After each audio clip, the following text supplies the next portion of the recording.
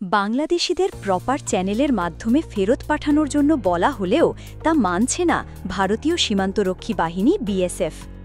বিজিবির তথ্য বলছে ৭ মে থেকে এখন পর্যন্ত ১,০০০-এর বেশি মানুষকে পুশিন করেছে ভারত, যাদের মধ্যে বাংলাদেশির পাশাপাশি রোহিঙ্গা ও ভারতীয় নাগরিকও রয়েছেন।